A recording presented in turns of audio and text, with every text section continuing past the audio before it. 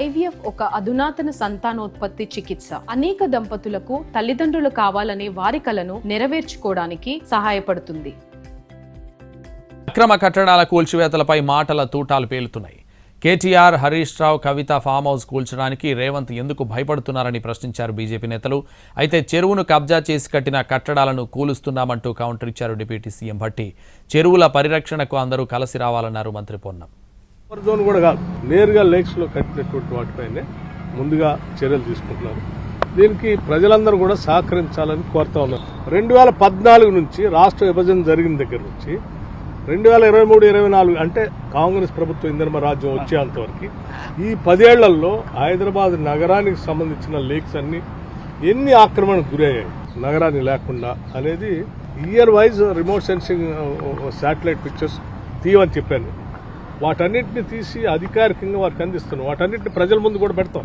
Congress party ప్రభుత్వం కానీ BRS ప్రభుత్వం కానీ రెండు ప్రభుత్వాలు కూడా ఇష్టారాజ్యంగా చెరువులను, కుంటలను స్వయంగా ప్రోత్సహించి ఆక్రమించే విధంగా చర్యలు తీసుకున్నారు. అనేక రకాల ఇల్లీగల్ యాక్టివిటీ నిర్మాణం జరిగింది. ఇల్లీగల్ కన్స్ట్రక్షన్ చేసినటువంటి అన్ని ఇళ్లకు కూడా కరెంటు, విద్యుత్ కనెక్షన్ ఇచ్చారు, వాటర్ కనెక్షన్ ఇచ్చారు.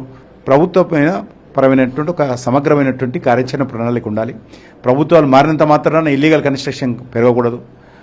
ప్రభుత్వం వచ్చినంత మాత్రాన మేము అన్ని కొలగొడతామని చెప్పకూడదు. కాబట్టి దీనిపైన ఒక పాలసీ విధానం లేదు. దీనిపైన చర్చ జరగాల్సిన అవసరం ఉంది.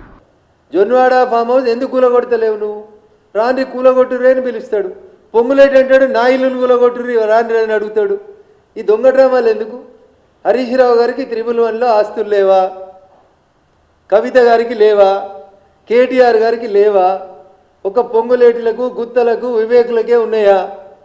అంటే నేను ఇద్దరిని ఎవరిని ప్రొటెక్ట్ చేస్తుండ్రగన్నా అని మీకు డౌట్ రావచ్చు. నేనేం చెప్తున్నా అంటే ఇద్దరు దొంగలే.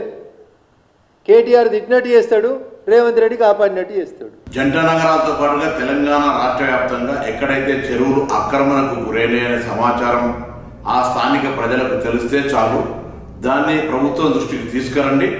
ఎంత పెద్దవాళ్ళు ఉన్నా చెరువు ఆక్రమణకు గురి అయిందంటే అక్కడ సంబంధిత అధికారులు వచ్చి తగిన చర్యలు తీసుకుంటారు.